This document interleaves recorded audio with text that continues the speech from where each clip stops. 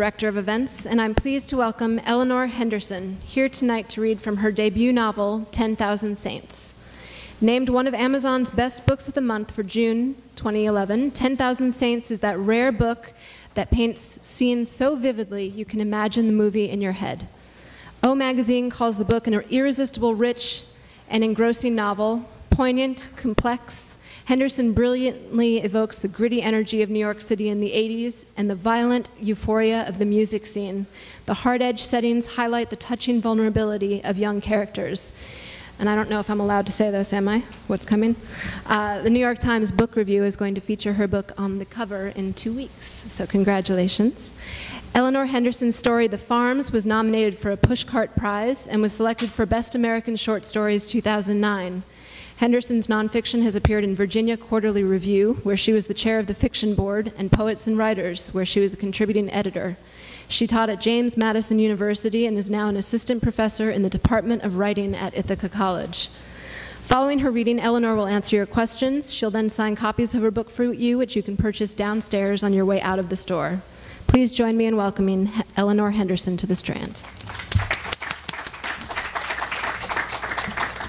Thank you so much for that very nice introduction.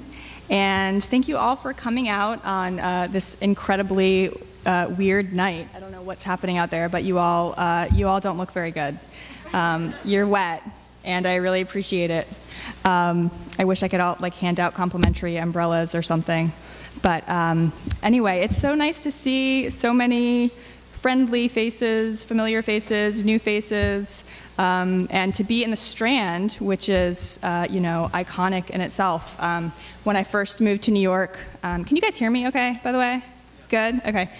When I first moved to New York, lived just briefly in New York in 2001, the minute I arrived in New York, I was having a drink with a friend, and he practically divorced me as a friend when he found out I didn't know what the Strand was, and I had to march right down to the Strand and buy a bag full of books, and I obediently did.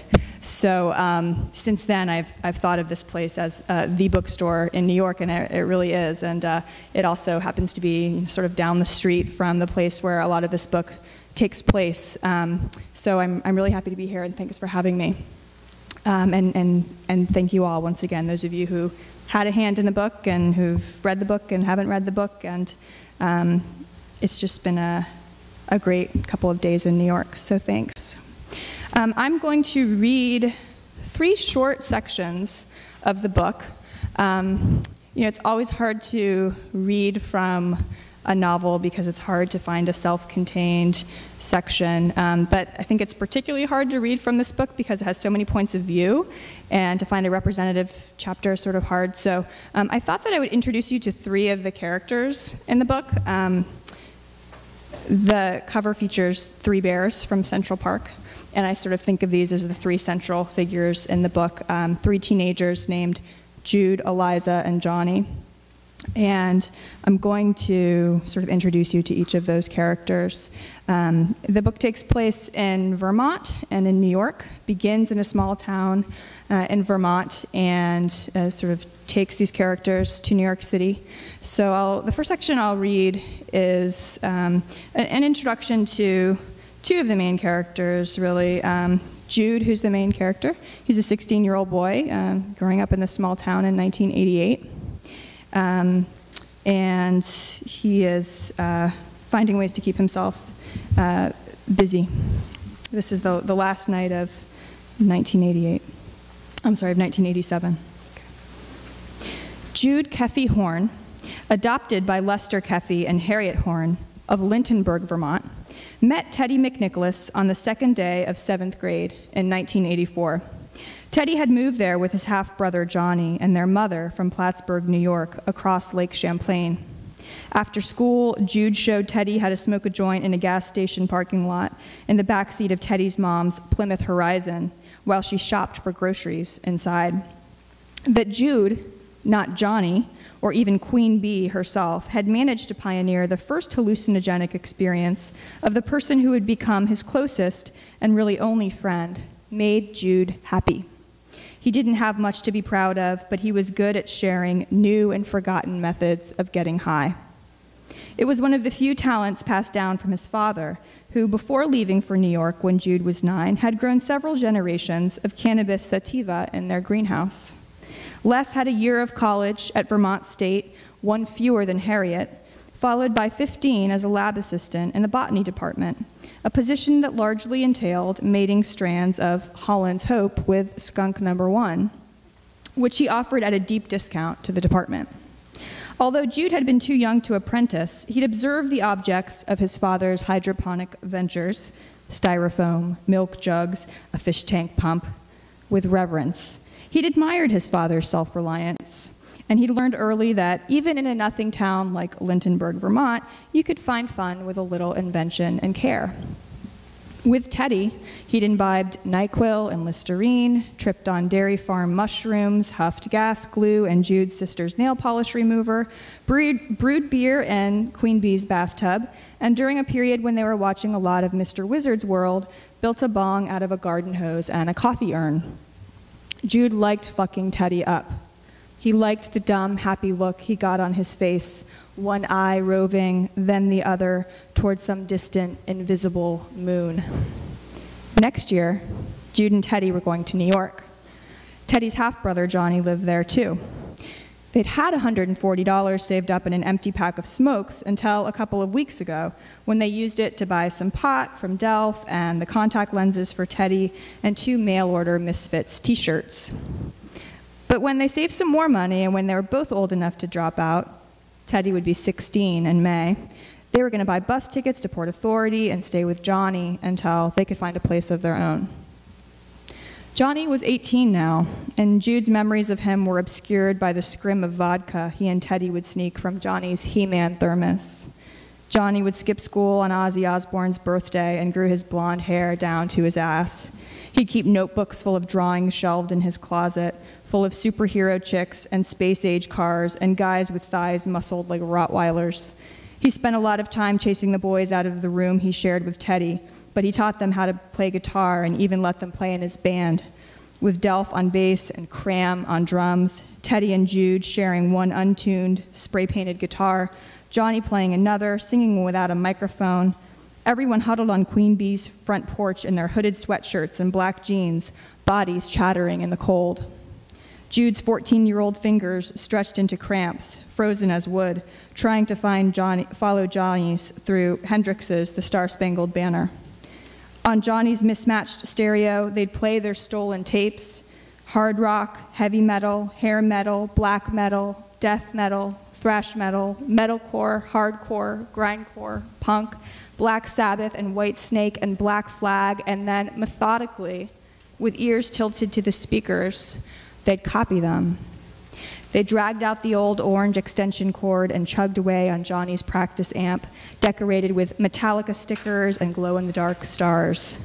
They were Demon Semen, Baptism of Jism, the Deadbeats, the Posers, and finally the Bastards, which most of them were, more or less. That was 2 years ago. Then Johnny turned 16, quit school, and left for New York with his pockets full of snow shoveling money and 2 guitar cases, his guitar in one of them and his clothes in the other, to live with his father, who, it turned out, wasn't dead after all, and maybe Teddy's wasn't either. Turned out Queen Bee was maybe a big fat liar. Teddy and Jude, on the other hand, were going to New York to start a band and to get fucked, to get the fuck out of Vermont, not to find their long-lost dads. Jude wasn't even going to tell his dad he was coming. He wasn't even going to look him up in the phone book. If he ran into him on the subway, he'd be like, "Hey, how's it going, you fucking chump? Okay, see you around." So that is Jude and Teddy at the beginning of the book, when we're just getting to know them in Vermont. And I don't think I'm ruining anything. You know, if you've read the jacket copy, you know that Teddy doesn't stay around for very long. And after he dies of a drug overdose, Jude moves to New York City to kind of recover with his dad, who happens to sell pot on St. Mark's Place. So it's sort of an odd place for his rehabilitation. But as he is sort of coping with the death of his best friend, so are two other characters. Eliza, who is the daughter of Jude's father's girlfriend, if you can follow that, who comes on this first night that I read about to Vermont to visit these kids, Jude and Teddy. And then also Teddy's older half-brother, Johnny. So I know that's a lot of characters, but hopefully you can get the context once we reach them. So Teddy and Eliza spent a sort of special night together on the last night of 1987, on Jude's 16th birthday. And we see her a couple of months later back in her New York boarding school, trying to kind of make sense of what happened to him. So she knew him just very briefly on this one night, and so has a different experience of sort of mourning his loss. Okay. The classrooms were cold, the buildings square, the grounds skirted by leafless bushes as stiff as coral. The teachers were overdressed. The kids were gloomy and skittish with poor posture, aggrieved by their low PSAT scores. Eliza decided if she heard one more person say, "I'm just not good at taking tests," she would hang herself. Every weekend she took the train from Jersey an hour back to her mom's place in New York. Perhaps because the curators of the school were accustomed to this breed of luckless, moneyed offspring, those plagued by attention deficit disorders and indiscreet drug habits, they were as surprised as Eliza herself that she was, when she applied herself, good at taking tests. She was good at reports and papers and presentations, a diorama of the Globe Theater with a square of tissue paper for each window, canary yellow. To say that she had lost herself in her studies would imply a surrender, an accident. But she was lost, but she had lost herself willfully, as one does when being chased. Into each fluorescent classroom she leapt, sharpened pencil first, into Western Civ and British Lit and Algebra 2 and Attic Greek, into the labyrinth of protasis and apodesis and second aorist subjunctive active, and her favorite, the optative of wish. May we be killing, kill the goat. If only we may be killing, kill the goat. I wish that we may be killing, kill the goat. Cocaine had been until then purely recreational. Only now did she understand its functional power. She stayed up late, long after lights out, listening to the buzzcocks on her headphones and studying flashcards by flashlight until her contacts burned her eyes. She woke early, read the Canterbury Tales in the dining hall over breakfast, a cinnamon raisin bagel, dry. It was all she could get down. For her intramural, she swam lap after lap. That she had no friends was of help. She didn't bother making any. She was glad enough to be rid of the old ones. She sniffed around only long enough to find some izod who sold coke, which she cut in her dorm room on a Bakelite hand mirror while her roommate, Shelby Devine, was at squash practice or in the bathroom, or behind the sheet Shelby had hung on a clothesline between their beds for privacy. The most skin Eliza had seen on Shelby was her wrists. "I'm not a lessee, you know," Eliza said the first time Shelby had disappeared behind the sheet in her bathrobe. "Oh, I know," Shelby said, apologizing. Shelby was from Charleston. She had a voice like sweet tea. One evening late in January, as the two of them lay belly down on their beds, the curtain drawn back, textbook spread before them, Shelby asked, "Who's TM?" On the front of her chem folder, Eliza had drawn a pulpy heart stabbed with an arrow, Teddy's initials bleeding fatly inside. She slipped off her headphones. "Teddy," she said, surprising herself. "Teddy McNicholas." She hadn't spoken his name out loud before, and the peal it produced was more solid than the hollow sound that had told and told in her head. "Is he your boyfriend?" Shelby was wearing an ankle-length nightgown of virginal white and a spotless pair of socks. Eliza pressed her pencil into the seam of her open book. "Not exactly." "Was he your first love?" "Not exactly." Shelby turned on her side. The bed springs creaked. "Well, who is he?" Eliza wished she had a cigarette to take a drag from now.